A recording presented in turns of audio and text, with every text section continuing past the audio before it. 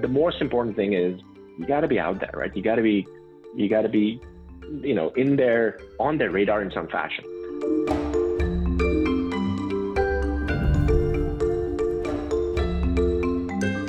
Haseeb, I'm excited to continue our conversation. I'd love to know your story. Like, how did you get to where you are right now, the past now 2-3 years running Rafay Systems? Like, what got you to this point?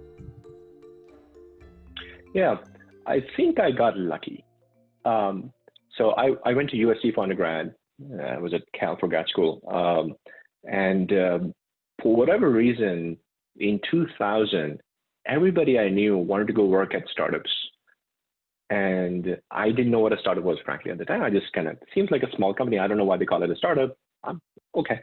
So I got a job at a startup, and the startup actually, they were paying a lot of money for a 21-year-old at the time. Hey, wow, that's, now these numbers don't do. I talked to the engineers coming out of Stanford with no experience, and they're making so much money, and it's shocking. But at the time, $72,000 was a lot of money.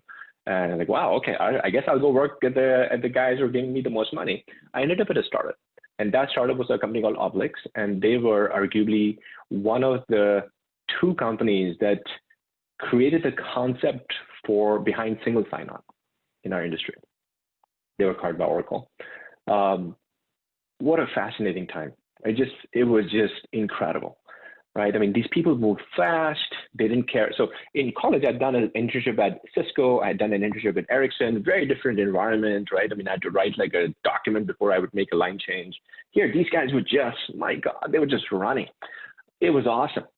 And then I never, ever applied to a big company ever again. So I only worked at startups. It was great.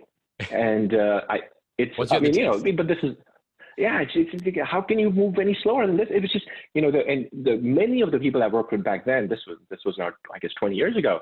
I still know them. In fact, my direct manager, who is now a very, very senior person at a very, very large company, these people were just, crazy, man. And that just got me hooked. And I kept working in startups, and eventually 2 companies ago got an opportunity to say, this is interesting. I could do this. We should give it a shot. And it worked out.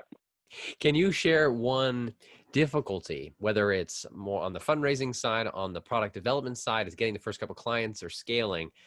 What's a difficulty, a challenge that you were able to overcome? Talk about that tactic. What was that challenge, and how were you able to overcome it?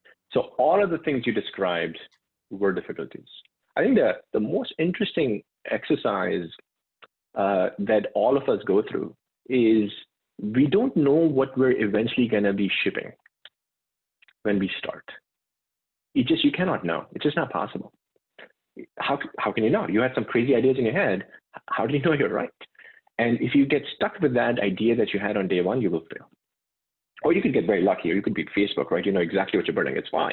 But more often than not, not for the demigods, right? For normal humans, right? It's a process, right?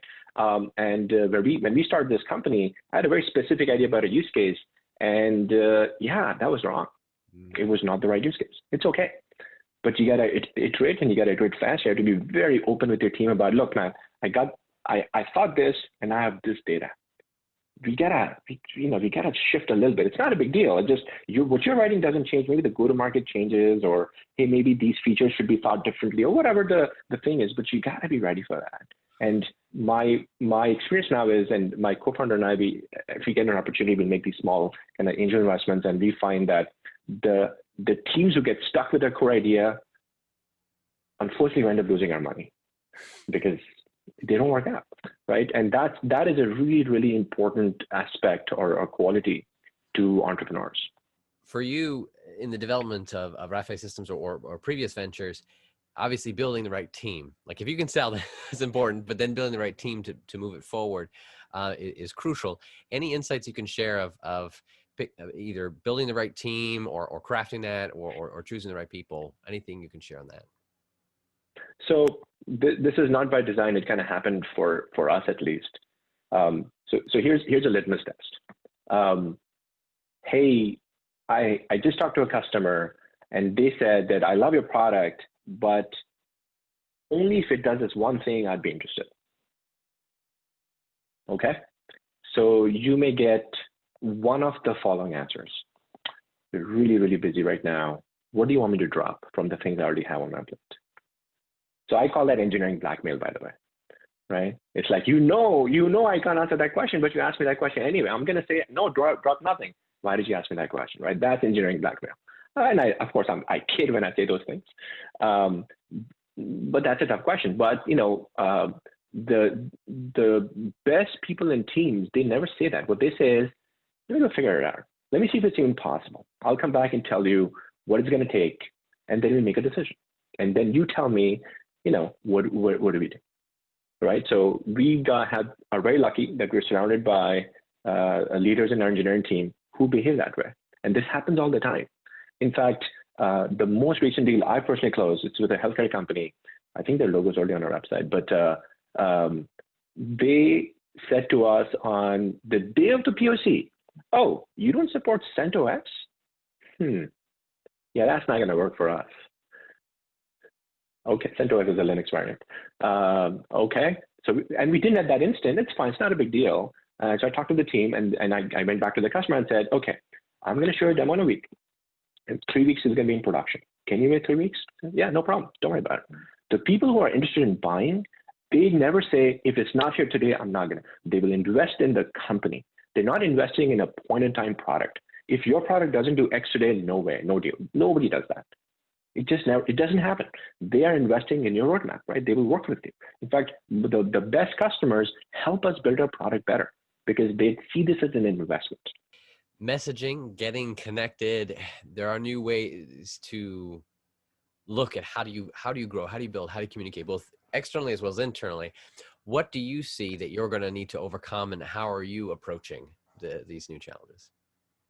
Yeah, I think given the market we're in that companies are out there looking for something like this, that makes it a little bit easier. It's not free because we're just this tiny company nobody's heard of. Our goal is to be in that top 3 consideration when an enterprise makes a decision. That's any vendor like us, right? It's not about you want to be the best, but that's not really the question right now. The question is, when somebody says, I want to look for Kubernetes management, do you show up in the top 3, right? And there are ways to make that, influence that, right? Working with analysts that enterprises talk to as one example of a thing that one should do. But the most important thing is you got to be out there, right? You got to be, in there on their radar in some fashion, right? They have a sphere of kind of information collection, right? So they're collecting information from a number of different places, and they gotta see it, right? So when they make a decision, they know, okay, this company, I know this other company, and I've heard about this company, Rafay, and I remember that they have the deepest integration with Amazon's Kubernetes, which is EKS. Okay, and I'm an Amazon shop. I should talk to them. By the way, as a completely selfish plug, there's a blog about Rafay on Amazon's website talking about how Rafay helped an Amazon customer, deploy Kubernetes in Amazon, right? So I don't believe there's other blogs like that on their website, which is awesome, right? So these are the things that are helping, right? You want to be in, you want to make it very clear where you fit, right? We're not trying to boil the ocean. We'll do this. If you're using EKS, Rafay is hands on the best product in the market. You should talk to us. And then kind of staying fresh in their mind. For you, what kind of technology innovations do you predict we'll see in the near term, next year or so, and the long term, 5-10 years? We've been talking about modernization for forever. It had different names, digital transformation and SOA and all these phrases. But I think arguably the world's changed now, right? I mean, particularly because of COVID. The world is different, travel will be different, everything will be different now, right? And I think we will interact with each other indirectly more than we are used to. Already, we don't shake hands anymore. That changed, right? You go to the grocery store and there's a glass barrier, right? And usually when I tell them, hey, if I ask a question, they can't hear me anyway because there's a glass barrier. So then I kind of go around and say, hey, which is just at some point somebody's gonna find a better way to do this. But I think we're gonna interact more indirectly, even in real life, and that's gonna drive a whole new set of applications and channels that maybe we haven't really thought about. Right, like as an example, like obviously, we're talking on what is it today, the 2nd of September, and Zoom stock went up like 40% yesterday after they announced a 400 or whatever. This is crazy, right? But is Zoom the best product? I don't know, right? I mean, we're going to probably see some innovation there, right? I mean, I saw a beautiful tweet yesterday which says, the biggest feature missing on Zoom is, when you're on a call with 20 people and somebody's droning on and on and on. In a meeting, I can kind of look to the side and, kind of nod at my colleague and say, this guy, I can't do that on Zoom now, right? I need that feature, right? Somebody's going to build a company for that, right? Oh my God, this guy, right? This will happen, right? So we're going to, but, broadly speaking, I think we're going to have, channels of indirect communication that we haven't thought about. Have you seen a company using AI, machine learning, or other technology to transform the way we live, work, and do business? Go to uptechreport.com and let us know.